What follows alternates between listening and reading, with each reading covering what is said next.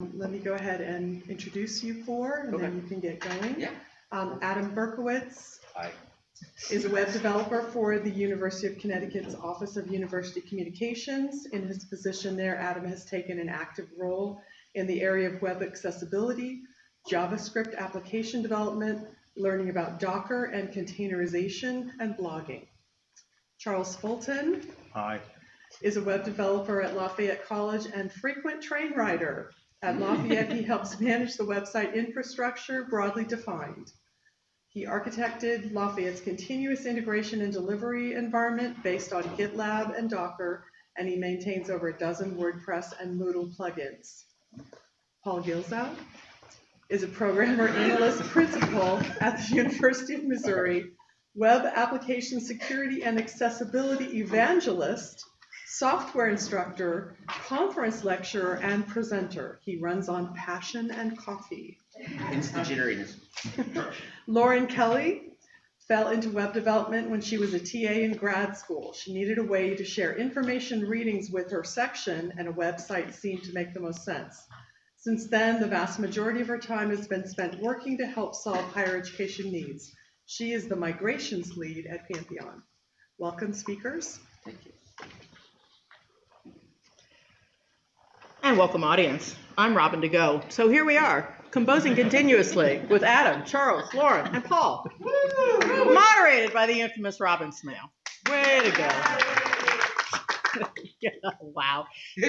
People on the live stream are going, this is not what I signed up for. All right, we're going to jump right into questions. I will continue to watch online to see if people are adding questions in there as well.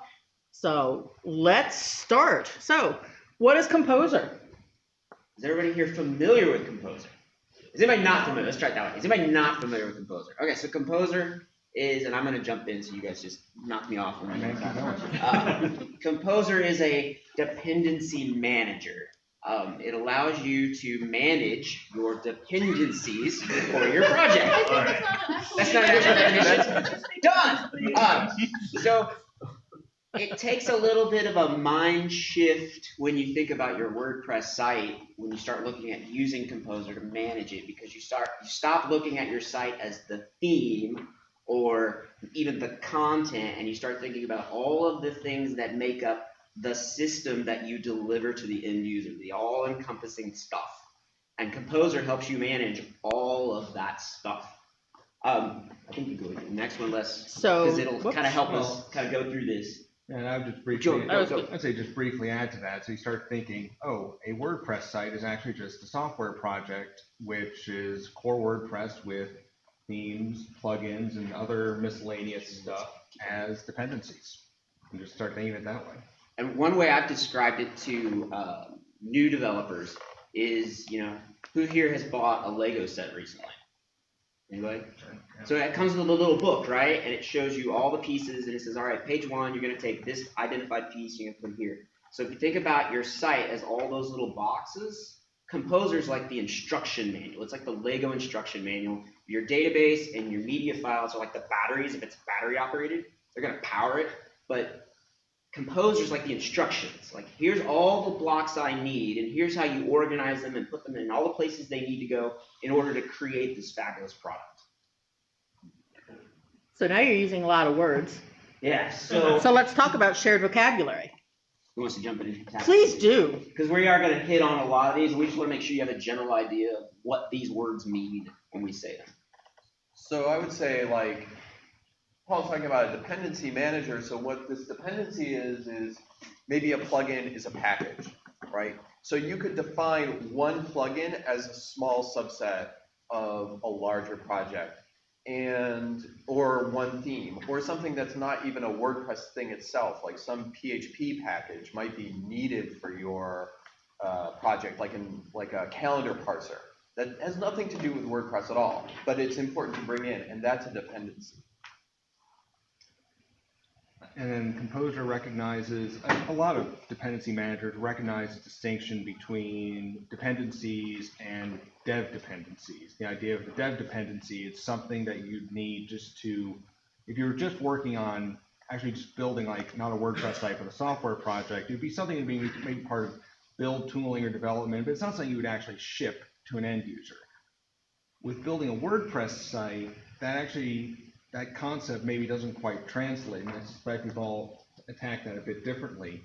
At Lafayette, we define dev dependencies for plugins that we don't want on production, but we maybe want on some staging or development site for evaluation, but we would never want it to go, to go to production, to be live. Like query monitors. Query monitor would be a great example of that. I mean, we also do a thing where like one project is, say, like a particular plugin needs to work with several different themes that we have. Well, those themes can be dev dependencies of that plugin project. So we never want to ship those themes just because we want to ship the plugin. Like that doesn't make any sense. That's a separate thing. But we can still use them and test them accordingly. So when we're talking about it as a manager, and we're talking about dependencies and packages, we're talking about all that manual labor that you have to do before you can actually work. Yes. Yes. And we're talking about a management system then that will handle that for you so that you can actually just work.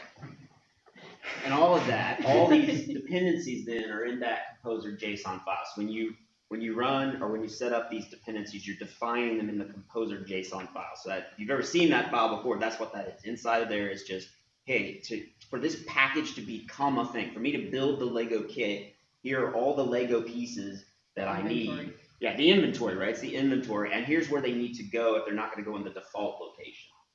Then do we have the lock file? Yeah, the lock file. Yep. The lock file then is what Composer generates, and then you ship with that, because that then says, okay, when you last built me, when you put me together, the Lego kit, these were the versions of all those dependencies that you had at that time. And this is important because this way, if I give that lock file to another developer, okay. I almost hit you. I'm the example developer. So when I give it to my developer, he can run Composer install, and it knows, okay, I need these pieces, but not only do I need these pieces, I need these specific versions. And so now his setup is exactly like my setup. And so that's that difference. The Composer JSON defines just all the dependencies, and then you can say, all right, maybe I'll accept different versions, or you can define how you want your versions, which goes into constraints. But then the lock file actually has, when I was last built, these specific ones. And when I inevitably update the project because something broke and ship the lock file back to Paul, he gets all the new versions. Right. So now we're always in sync. So versions, I'm assuming everybody's familiar with versions because WordPress has versions, plugins usually have versions, themes usually have other versions. Composer does run on semantic versioning, where each placement of the numbers and the dots means something. The last one's usually fixes. The middle one is new features, but no breaking changes. Yeah, no breaking changes, excuse me. And then the first one is, hey, this is going to break something if you're an older version. You update. So that comes with the caveat that we'll get into later. If you're working with things coming from WordPress.org, themes and plugins, Composer uses semantic versioning. Theme and plugin authors on WordPress.org, many of them use semantic versioning, some of them do not. So you are working with whatever versions those authors decided to use. Yeah, and even WordPress itself historically hasn't really used semantic versioning. It's kind of been wishy-washy. So you do have to be careful when you do that. Let's see what else we got in here with constraints. Constraints then are just how you lock your dependencies to versions, whether you want a very specific version, you're willing to accept, I'll take all bug fixes, if I run update, I'll take any bug fixes, or I could say, all right, I want anything that doesn't break, so that middle bit, or you can say, I'll just take anything. So that's how those constraints are how you lock what packages or what versions of your dependencies you'll take. Let's build process. Build process? Nah, skip it. Vendor directory? Vendor directory is just where Composer puts all those dependencies by default, which causes problems for us using WordPress, because where does WordPress want all of its dependencies? Somewhere else. So we'll talk about that. Packages is Composer's repository of packages. So if you've used pip and what is it, Gulp? npm, sorry. Some of those, it's similar. And then container, we can skip that one. Artifact is simply when you build the whole thing, that's like the finished product. You built the Lego set, and now you're going to give it to somebody. That's putting it all together. It's ready to go. Here it goes. You can make a zip file. You like that? I don't know, because Legos, if you try to give them to somebody That can be a little I'm not hard. sure to that's a okay, great maybe we'll have to thing. come up with an analogy. Legos reciprocal. There, Yes, there we go. Legos.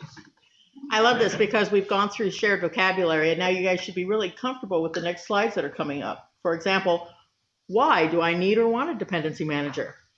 This is a good Have we answered that?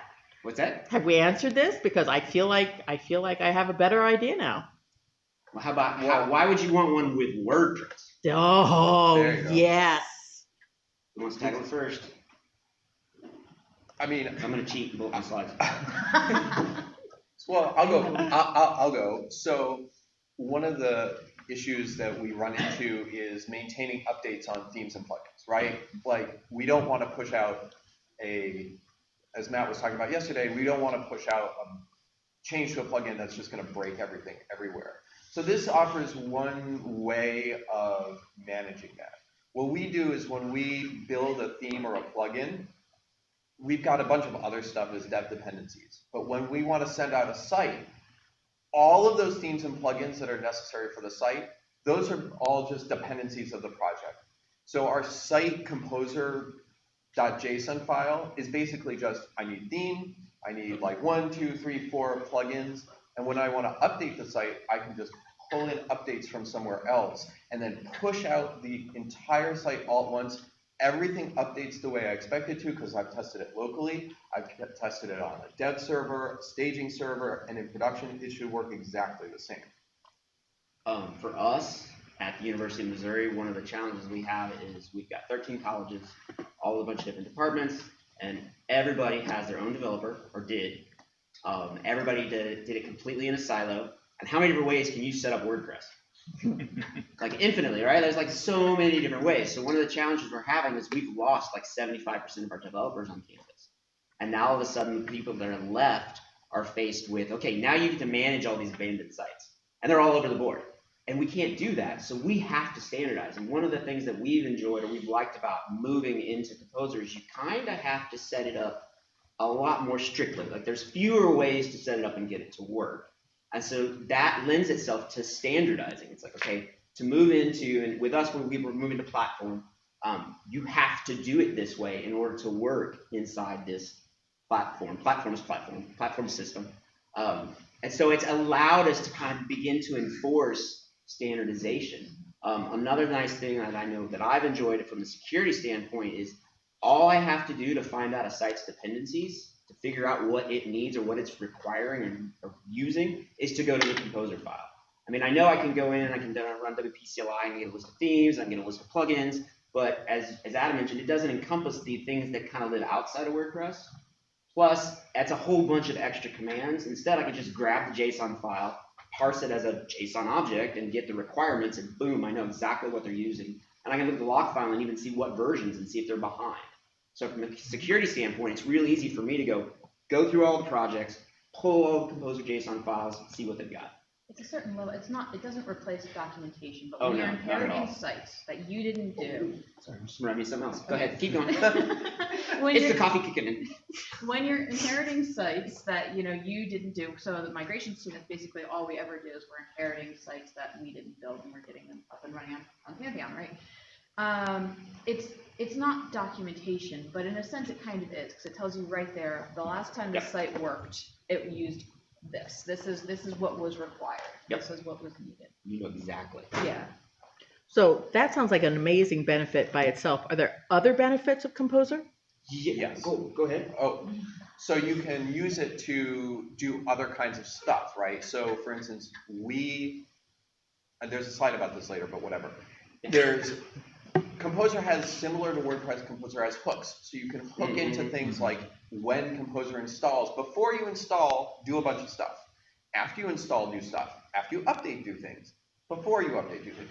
You can even define your own hooks to run on all of this. And so it becomes very flexible that if I want to build my theme with a bunch of JavaScript and CSS, and it's all, it needs a bunch of work to happen, I can say, oh, well, just do it on this step. And Composer says, fine. That's great. No problem.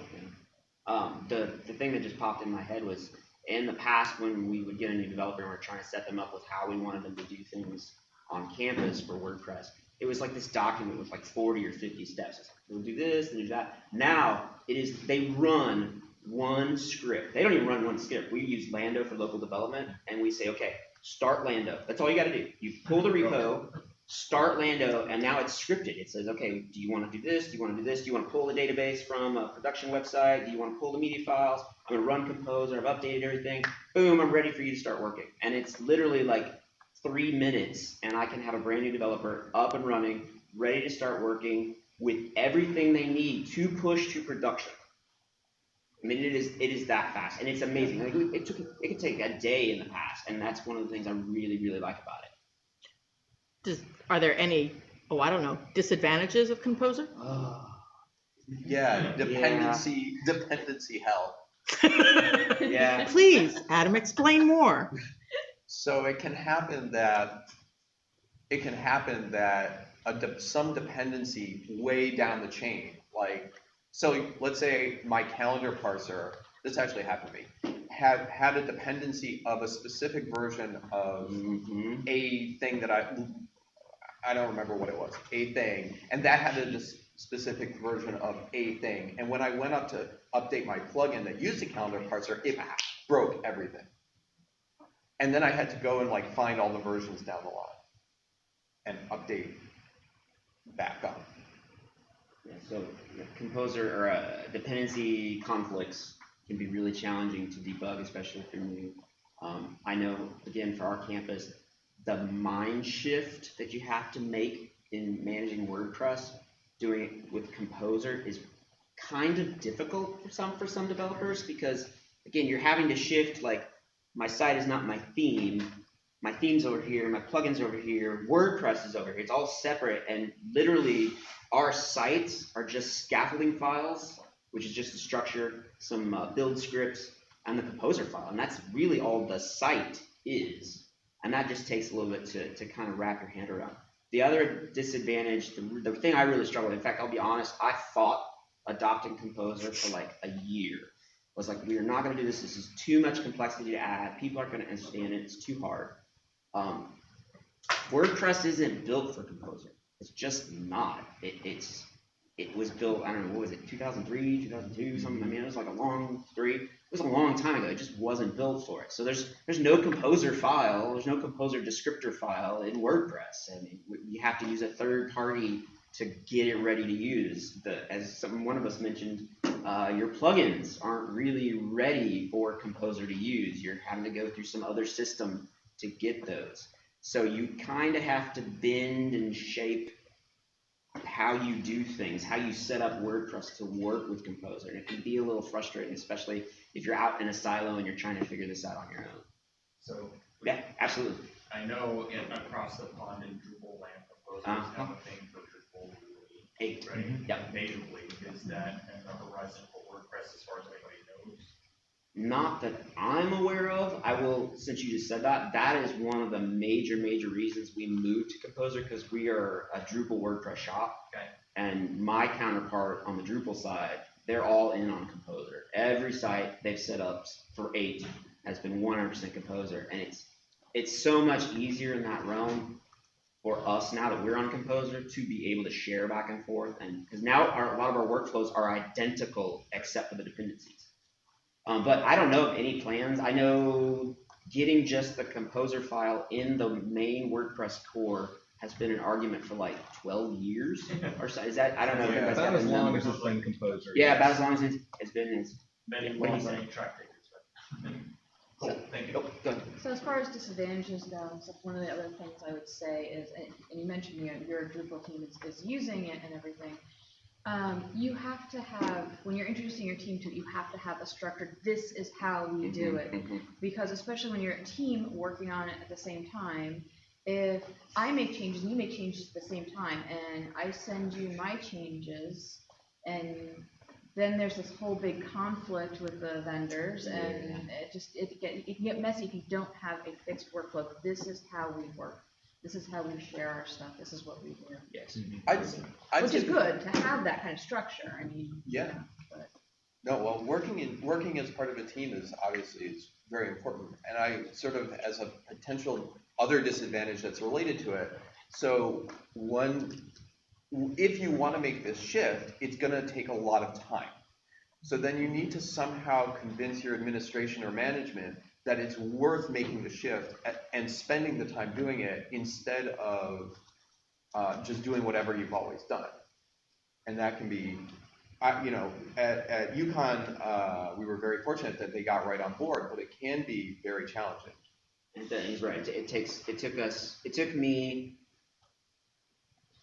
a good 3 months to kind of work through all the pieces of how we needed to do it and get it all set up.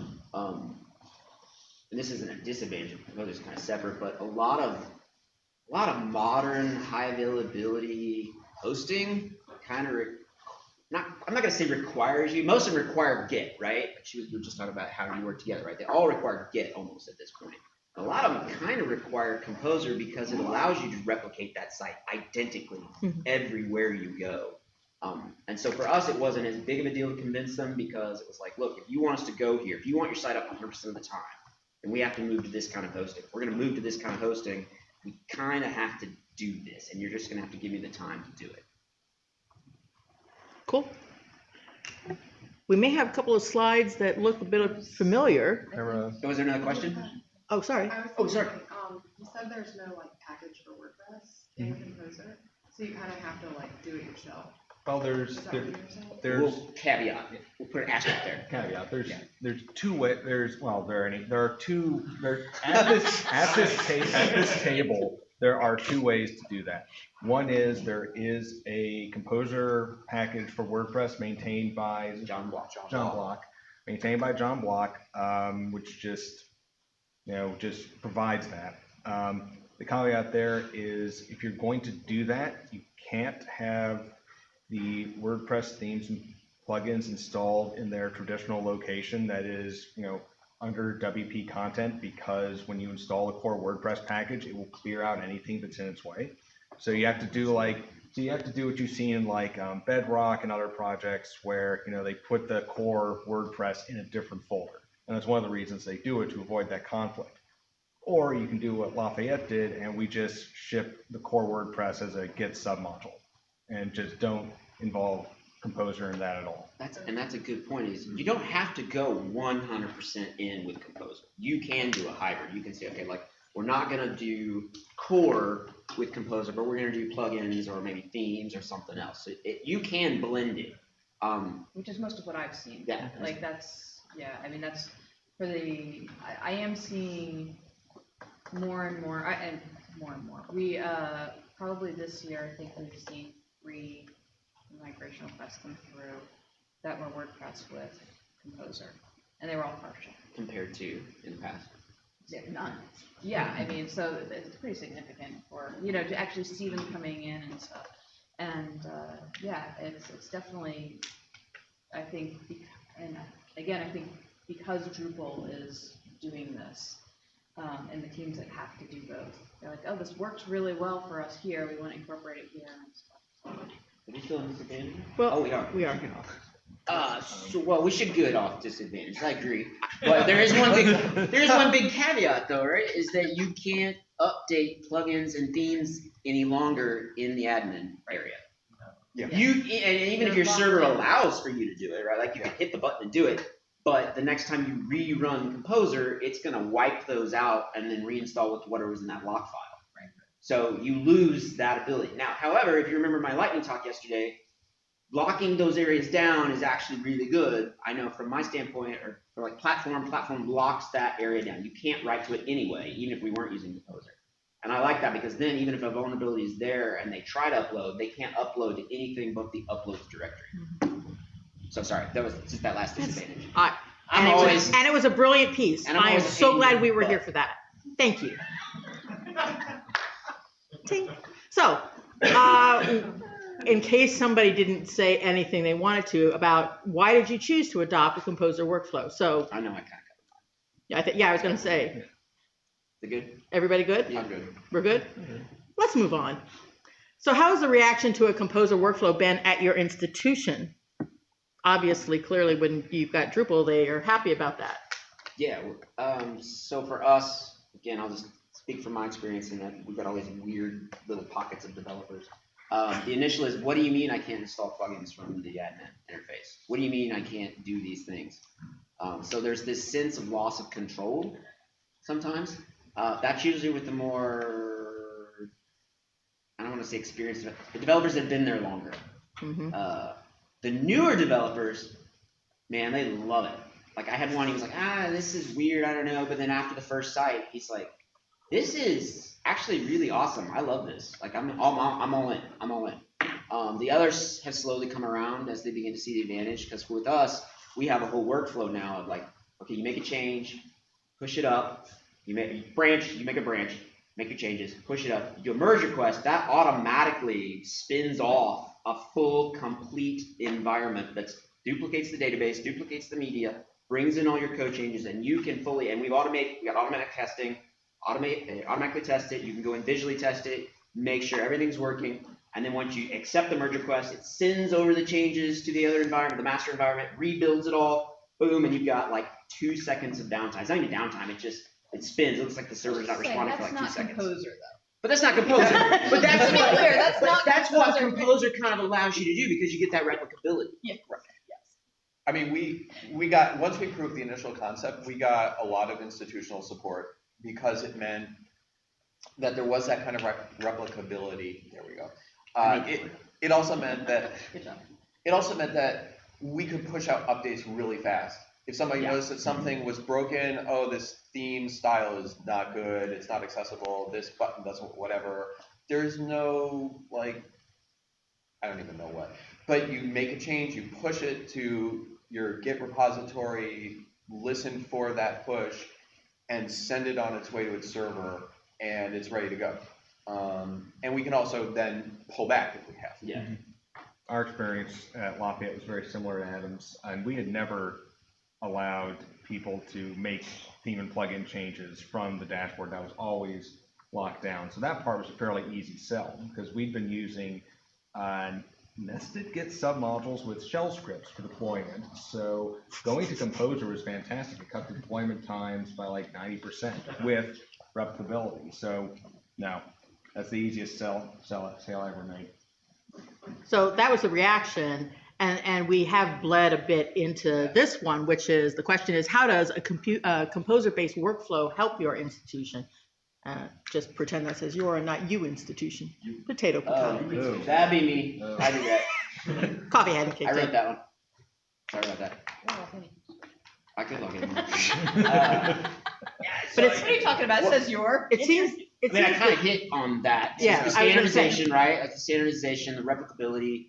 It allows us to move to that high availability hosting. Mm-hmm. We're able to do a lot more with a lot less resources. There, like you mentioned, there is that upfront expense, both in time and money to some extent. But now we're beginning, as we finally started moving sites, and I think we've got maybe 30 sites moved over so far out of the 400 WordPress sites we have.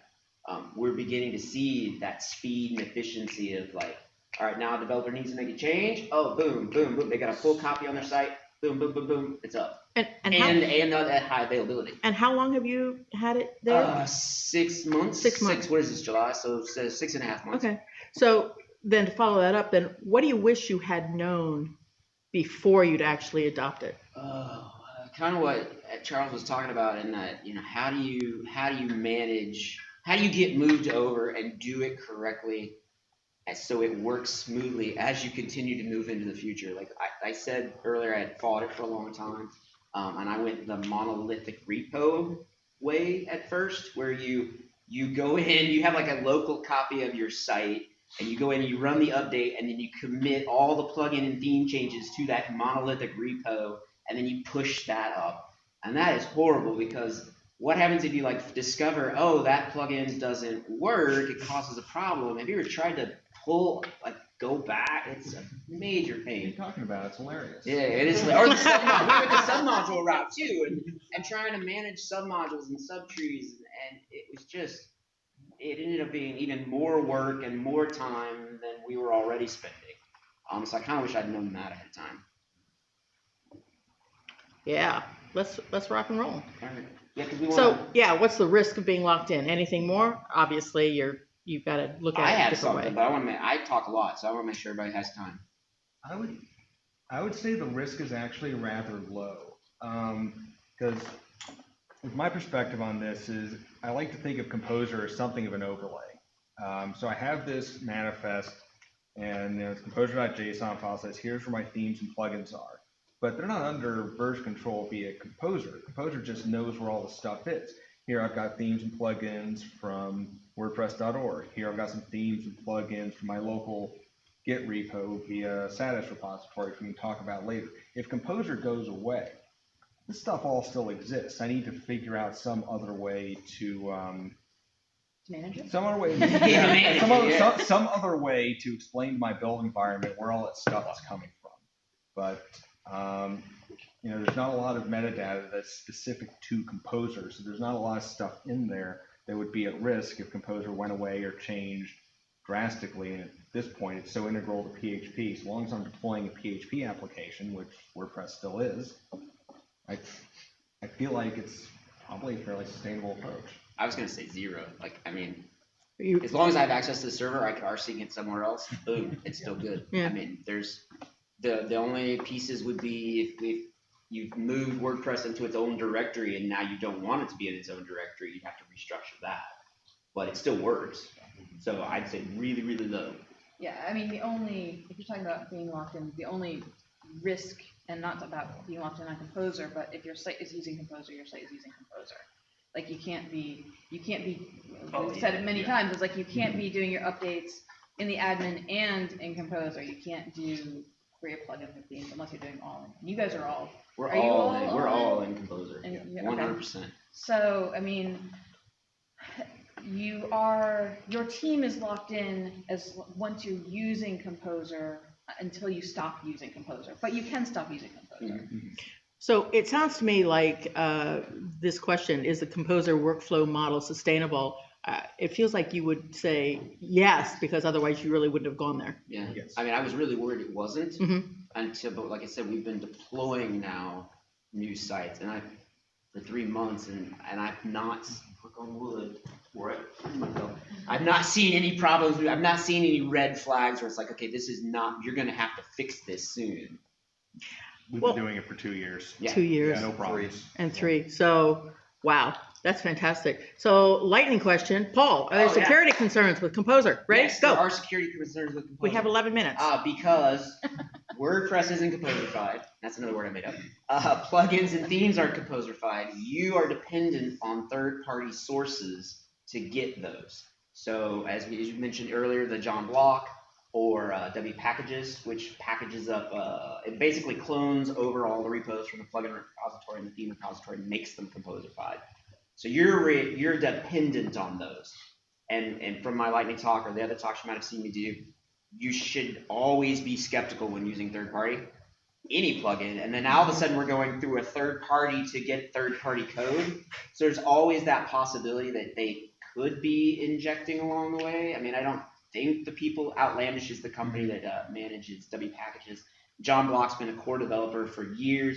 I have no reason to believe that would happen, but that doesn't mean something can't happen to their accounts, right? So there is that security concern. I think the benefits that you get from it are much greater. And there are things you can do. Like we don't do this currently, it's in the roadmap, but to begin to do verify checksum on all the plugins, all the themes, and the core after or during deploy stage, so that after Composer runs and it gets the new stuff, it can go through it and say, okay, these are actually, all these hashes match to what's in the public repo. None of these have been modified. So there are those pieces that you can do to minimize that risk. But if you're not doing them, then there's that small risk.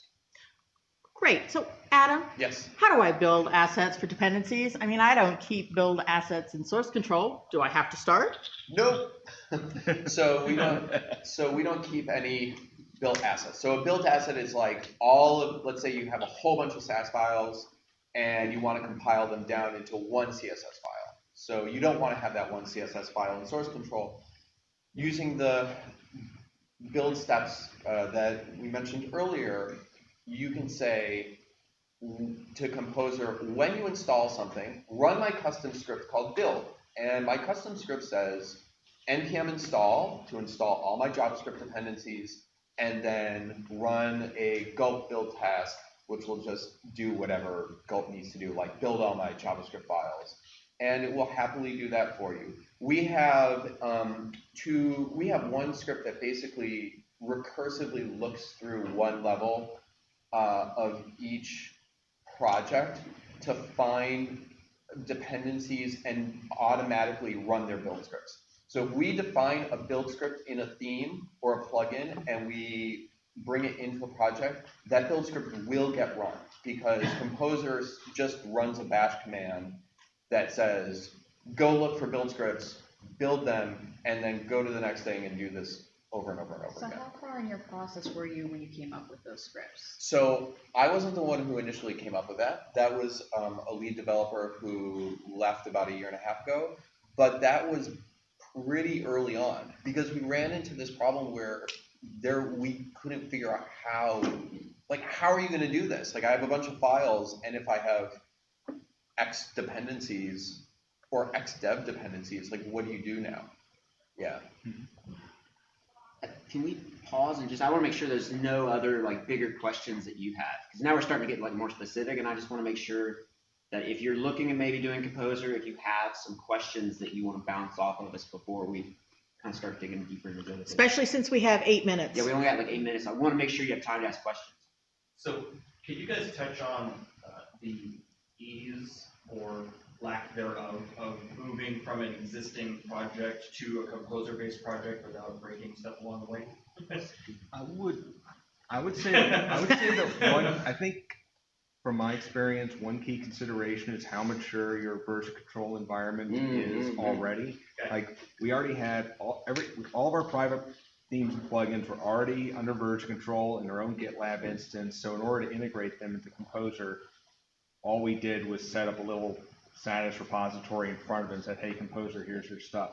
I mean, if we had to go, we'd already gone through that process years ago for different reasons. If we'd had to go through that, it would have been a very complicated project. Because we were really just laying Composer on top of our existing workflow, yeah, it took to go from idea to the first deployed site was a couple of months, but it didn't feel like that big of a lift. It was more just getting everything just right. And he mentioned Satis. Satis is the software that runs W packages.